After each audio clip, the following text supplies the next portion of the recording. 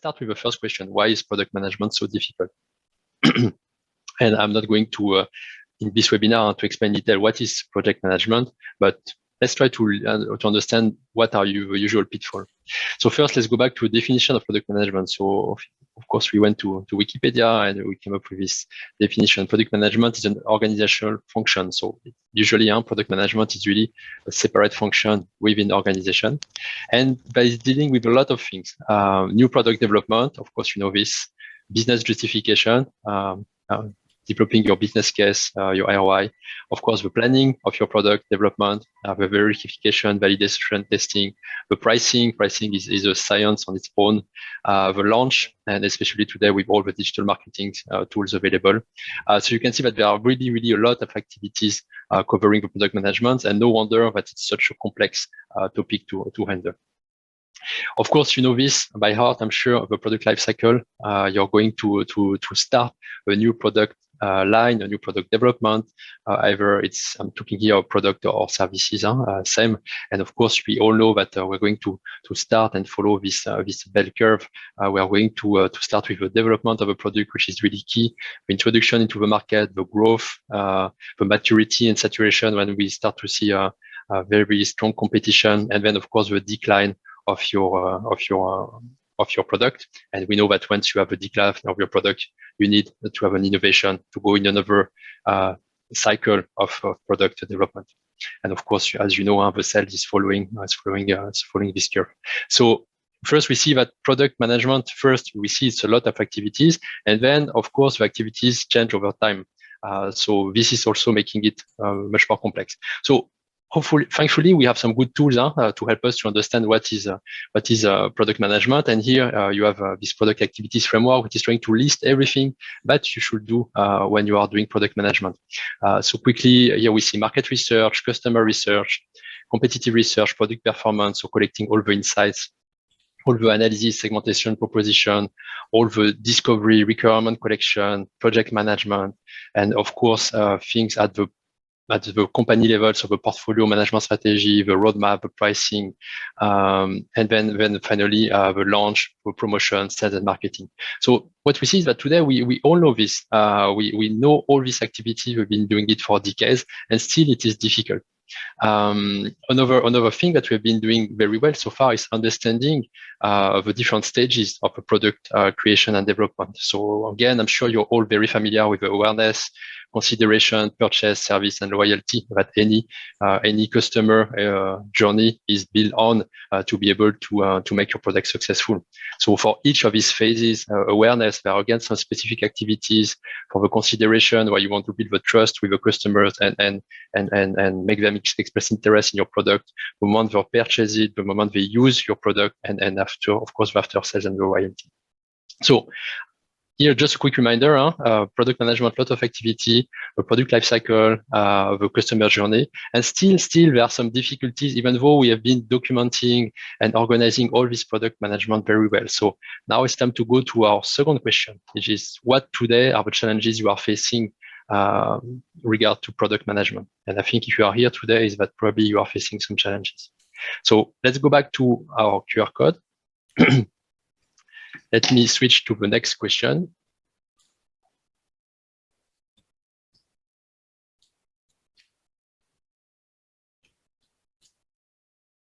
Sorry, let me switch to the next question. Okay, all right. So now I would like to know, again, you can enter 1 to 3 challenges. What are the real challenges you are facing today in your product management, your product development? Again, we are going to use your answers for the rest of the webinar.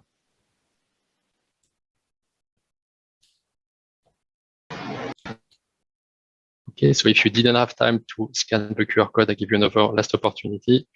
Scan the QR code with your smartphone, and then you should arrive on this page, and then you have opportunity to enter your challenges. So I'm going to share 1 or 2 challenges on my side that I usually see with clients who are working on product development.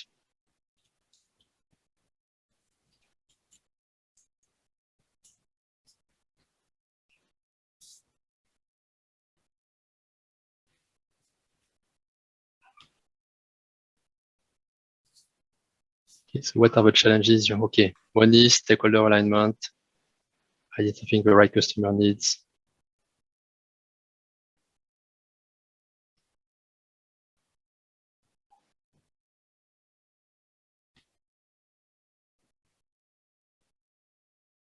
Okay, the time, the lack of support, getting the fundings, the product metrics to define, how to open a new market, which is probably one of the most difficult part. So we are not talking about product evolution or product enhancement, but entering a new market in terms of customer segments, in terms of countries, in terms of value, in terms of new digital service, for example. Okay. Any other challenges you are facing? So we have things related to money, getting funding. We have things related to the support. Okay, defining the right metrics. Okay, we have 6 answers. I give you a few more seconds to share.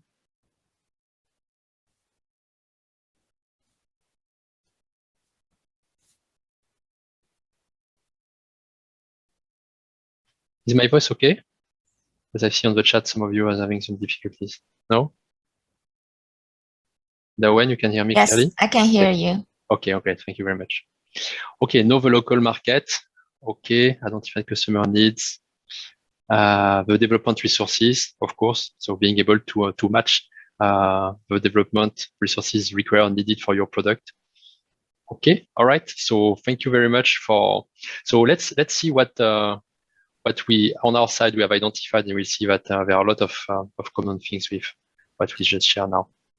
So, like we said, a lot of theory, a lot of good practices, but still a lot of struggle and some difficulties. So, if we look at this, we see that we have only 1 of 3 launch product.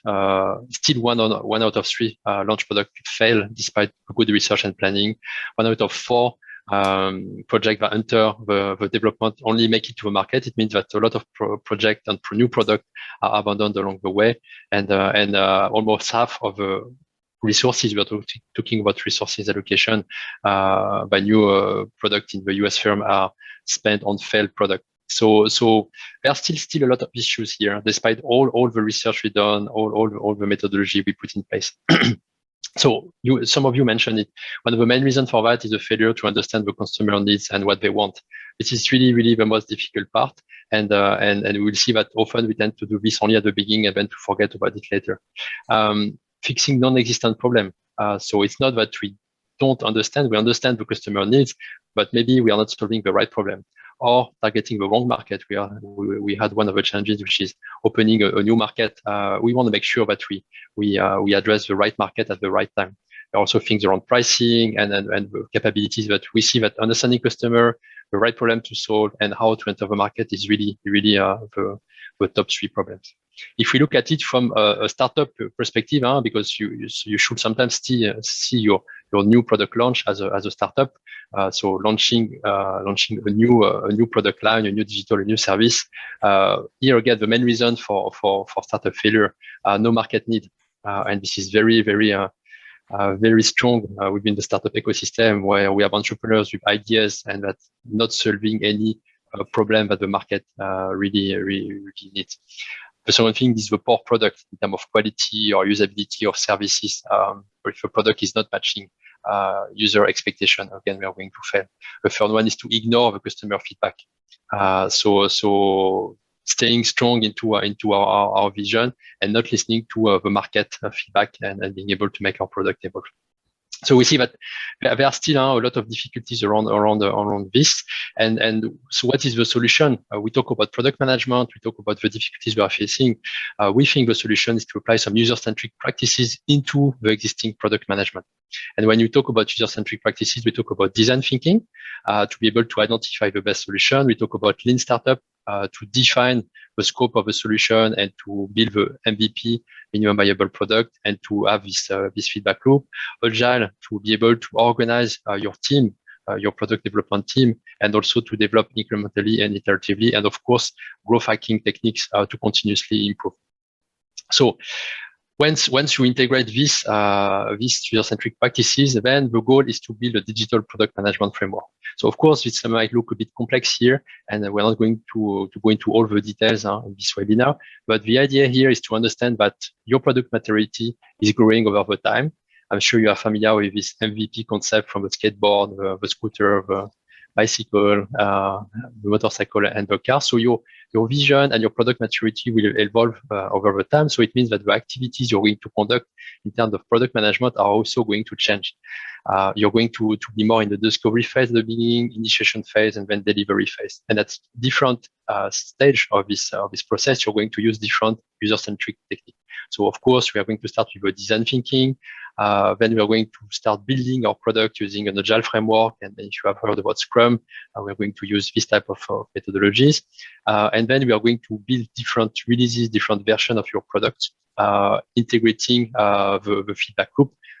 So the learn startup activities, innovation accounting, being able to continuously deliver and test and integrate customer feedback.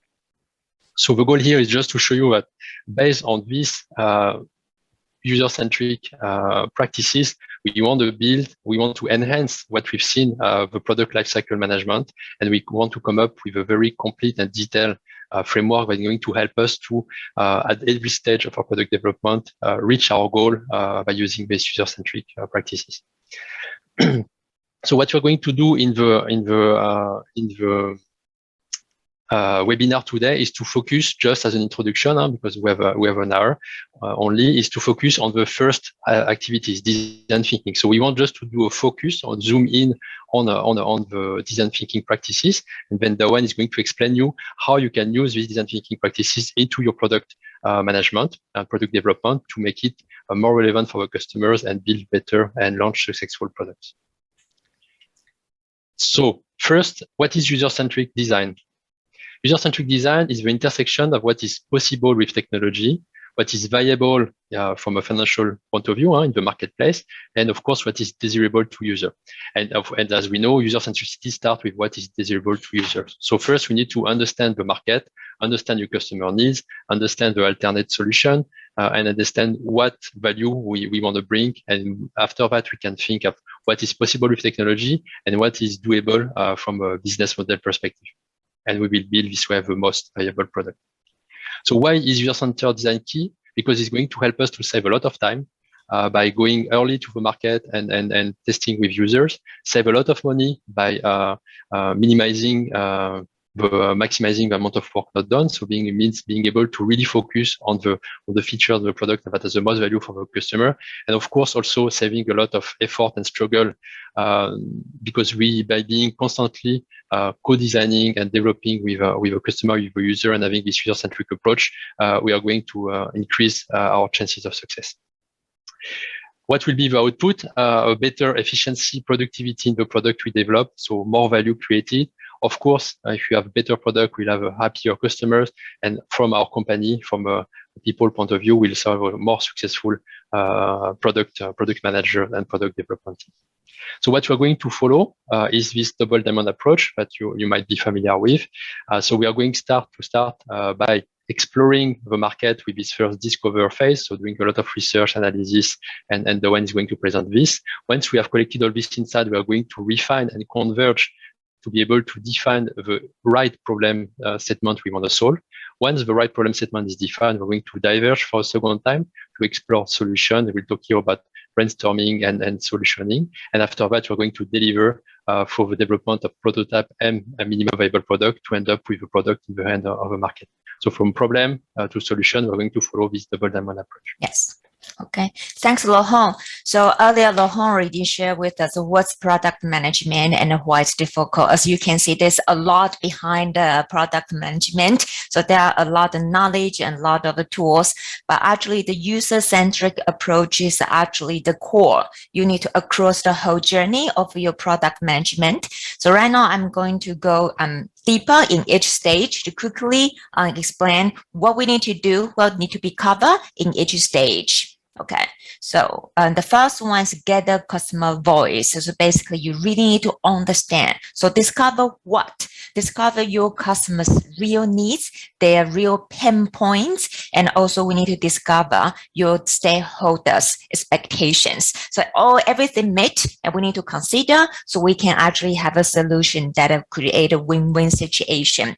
So here's the discover, really understand your customer, your stakeholders. So let's see how can we do that. Let me give you a really quick example, one of my favorites. So there was a toy designer. So actually not toy designer, a designer from IKEA. His name is Graham Findlay, and he was asked to design a children's storage system can really complement their world famous BD bookcase like a system, right? So and then he was thinking, okay, I'm going to design something for the children. So I really need to understand how children play, how they actually interact with the furniture, the bookcase, how they actually storage their favorite toys. So he really paid attention to the kids. So usually people expect what? They will say, okay, he's going to design some bookcase, just like the BD bookcase with some cute animal or princess design. But he thought, no, I'm going to look at the problem from children's eyes. So what he did is he goes under the table to really see what they do under the table, what the kids like to play. And he realized kids have a really special relationship with the furnitures. And they have really different places they like to play or put their toys, actually not just on bed, not just in the storage box, they like to be somewhere. So he actually designed this, actually, we call that the rubber hanger with a grip system. Can squeeze their favorite teddy bears under the table when adults are chatting something boring and they can still enjoy themselves under the table. So he didn't just design something people expect he would design, because he actually designed from the end user's perspective, which is children in this case. So not many designers will really get down under the table to see from the customer's eye level. So that's actually what we really want to say about here, is to emphasize your end users. That's how you can discover the true needs from your end users. Yeah. So again, so if you really want to understand your stakeholders, here are all the different methods. We're not going to introduce each of them for you today.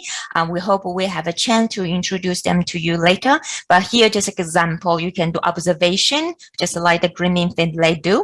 But then also you can do interviews. I think a lot of you did that before in a customer survey, focus group, and especially right now when we talk about digital product, and you can get a lot of data from the big data. So all this is the ways you can collect and try to understand your customers. Just really make sure you need to put them in the center and try to put yourself into their shoes. And we would love to share more experience and techniques in the future. So that's the first the stage. And then once you understand your customers' needs, your stakeholders' expectation, and we are going to define what's the next. So the next, here just an example of the things you can do, but then we are going to do then the next, which is the define. So once you understand them, Laurent, please, next. So yes, we are going to analyze the insight is after you gather, you observe them, you actually listen to them, you actually interview them. So you get a lot of data, but then what's actually the main opportunity? And some people actually, they hear a lot of question and they say, hey, I know what to do. But here we will suggest you, or in the same user-centric design approach, they will say, hey, hold on. So because this is important. Why? This is our favorite quote. It's from Albert Einstein. If I had an hour to solve problem, I would spend 55 minutes thinking about the problem and 5 minutes thinking about the solutions. I know the ratio seems a little bit not realistic when you're actually working in your real world business, but here we just want to highlight the importance of spending the time to understand what's the core issue, what's the real pain points, and what's actually the things we want to spend our time to tackle. So here is why this phase is really important, is define. So define define what. Again, you need to define what's the real pain point, what's the real needs, and what's the real expectation for the business. As long as we understand all of them and then create the match, and then most likely we will increase our success when we launch our product. So that's why please spend some time here. And here are actually the certain tools you can use, like the empathy map. I'm sure a lot of you heard about that, or the Moscow. You can actually prioritize all the things you just heard from your stakeholders and customers, and how might we question to really to frame your question from different perspective to really understand, okay, from which perspective is the angle we want to look at the problem. And the voting is we can quickly say, okay, what's the main issue we want to focus. So here defines really to help us to focus what's next. We cannot do everything. So getting focus will increase our success and our probability to be successful. So once we have focus, then we need to move on to the next stage, which is we are going to have a lot of ideas, right? So I believe a lot of you actually heard about the term brainstorm, because everybody have been to some brainstorm session. Here is really to brainstorm a lot of unique or creative, or say just different ideas here, or solutions, somebody call it. So how to do it? I don't know how you experience in brainstorming session, but based on my experience, if you just call everybody, come to the meeting room, say, hey, let's have brainstorming, I will tell you most people still feel I am doing brainstorming, but my brain just cannot storm. They just don't have ideas. Now you say having brainstorming, it's a teamwork activity and actually have certain rules to enable the brainstorm to be a successful session. So here are the quick the rules here. I'm not going to introduce all of them, just want to let you know. For example, the one for me, the most important is default judgment. So if we are in a brainstorming session and somebody keep judging my idea, it will totally shut down my brain and I just cannot brainstorm anymore. So that's why here there are so many rules to enable a successful brainstorming session. And then here, I think nothing is new to you, but trust us. And maybe you have the same experience. It's not really easy to apply. There are still so many tips. There are so many things you need to pay attention, especially if you work with a diverse culture. They all have different issues you need to pay attention to and wish to share with you more in the future. Okay, so here's the rules. But again, for each stage, we have a lot of tools and we would love to share and we use a lot. So here's analogy thinking, mind mapping, and value proposition canvas. And I guess a lot of you heard about that. So here, just a few of what we use. So again, so when you are in different, for example, digital product or different product, a different industry, different participant, we might apply different tools. Tools is there for you to share. So sometimes when we share with our clients, for example, for trainings or workshops, we share them a tool box of all these techniques. But again, we will also share with them what's the best way to use them, when you to pay attention, and when you can actually to use which tools. Okay, so this is a part of the ideation, which is we are going to explore the different ideas. And I think you still remember what Laurent just mentioned earlier, minimum viable product. It is really trendy and buzzword right now is MVP. So what is that really to do? So once we have the idea, so right, so all these creative ideas and we pick one or two we think our customer will love. But again, it's what we think they will love. We don't know what exactly they will like. So we need to do some things to test. But before we test, we don't need to build up the whole product, because it takes time, takes money, takes effort. So here we just want to say something good enough to test. And again, I'm not going to test with a whole target group, we are going to focus on the early adopters who are easily to adopt some new ideas, and they're always willing to give you feedback. So that's here. MVP is really to have a minimum viable product to test with these early adopters. This is the concept. Once we get enough feedback from them, and we know what actually will be more popular for the bigger group, for people to actually to accept our product, and then we will move on to the next stage. But MVP really focuses on the very beginning for the early market. So that's the MVP. Yeah, and if I may add, I think it's really important to identify first your early adopters based on all the market research you did, the customer interviews, the customer insight, the persona you define. You should really focus on these early adopters, because only if you're able to be successful with your MVP, with these early adopters, you will be then able to reach a larger audience and then reach this tipping point where you're going to go from a very disruptive innovation product to the start of a mass market product, or we're going really to grow your market share. So this first step is really, really key in the whole success of your product development. Yes, and I just noticed someone mentioned a 5W and 1H in the chat. That's also a tool we use a lot. And again, there's so many tools that we can actually not squeeze them all into this squeeze into one slide. So we just actually give some examples here for you to know. Actually, that's why product management is difficult, because there are a lot there. So once you have the MVP, so what we need to do next? So here, just in case some people you are not familiar with the concept of MVP.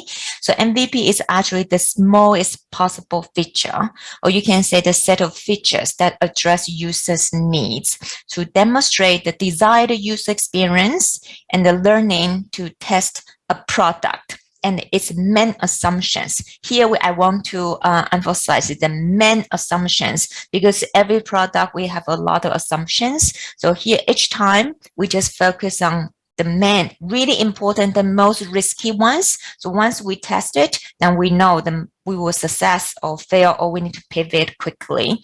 So here again, so MVP, so for example, here we want to create a beautiful donut shop. So this is my vision, right? Colorful, different design and tasty, many flavors. But when we do MVP, I don't even need decoration. The first assumption is, I think they like my donut. Even just plain donut, right? So this is my MVP. So really simple, but good enough to test, to get feedback from our customers. So I will use the least effort to try to learn the most from the customers. So that's the concept of the MVP. Once I know, oh, they do like my donut, and then I will start to add some different sparkling and see what kind of the dressing they like, the icing they like, the color they like, or the flavors they like. So I will iterate one by one. But the most trickiest assumptions, they like my donut. So I test that first. So that's the concept of MVP. So once we have the MVP ready, then what I said earlier, actually, I already mentioned, is we go out to test. So we need to say, hey, I know what's my MVP. I need to make it happen. I have a prototype, and then we test it. So we call that here a deliver, or some people call that, in design thinking, we call that prototype or test. But here in a general term for the product management, we call that deliver. So it's very close to our solution that ready to launch. Just before launch, we still need to do some testing. So here, just different types of prototypes and testing we can do. Like very early, I like to use storyboard. It's really cost nothing and the cost little time, but I can quickly understand the concept to help my client to give me feedback. And then, of course, pitch is one way. When you, for example, for the Lean Startup, it's a very, startups is very good one. And for the digital product, a lot of the designers like to use the wireframing, schematic to really help to the customer to see what the flow will look like, what the design flow will be. And then do some assumption validation. Again, we say we have some assumption we need to validate. And then we can actually to do really close to the launch, we can have the go-to-market strategy. So all these things we can actually need to do. Prototype, again, prototype doesn't need to be perfect. It just need to be good enough to test, to get feedback from our customers. That's really the key thing here. It's nothing about being perfect. Okay. So here is actually, I will say, the examples from prototyping. And again, right now, when we do digital, the product, the prototyping and the testing will be even more, a lot online. For example, a lot of you might heard about the A/B testing or many different. And then also that's why Agile approach start to become very important here. So when we do the digital product management, because when I was a software engineer, we always say we live in beta, because everything, every day, we are actually to test and prototype, get feedback, iterate, and always just have a product online. It's not complete perfect, because we always know we can make it better. So and then the Agile to keep iterate, keep getting feedback from the customer, it will be actually be heavily addressed in the digital product management. So yes, so that's it. So I hope you can get a kind of a clear picture of what the user-centric design approach is and what actually will be covered in each stage. So thank you, Dawen, and we're going to have another activity and take questions. So we're going to have more interaction. But what we wanted before we go in the Q&A and more discussion, what we wanted here is just give you a focus on this first part of a user-centric practice, which is design thinking, and how you should use this double diamond to diverge and converge on the problem, and then diverge and converge on the solution. And this is not happening only once at the beginning of your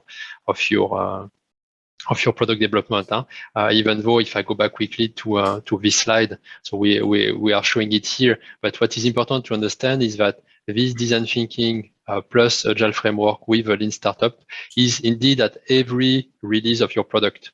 So every release of your product, you're going to go to the market, you're going to understand, you're going to analyze, you're going to ideate, to prototype, test, define your first release, which is the MVP, but that the release A, B, C, or 1.1, 1.2, whatever you want to call it. And every time you deliver a release, you're going to measure the impact, the usage, the feedback, and then you're going to continuously come back.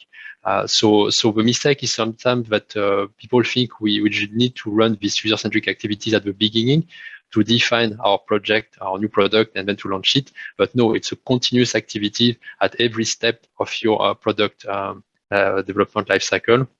And product management, you're going to use these techniques again and again and again.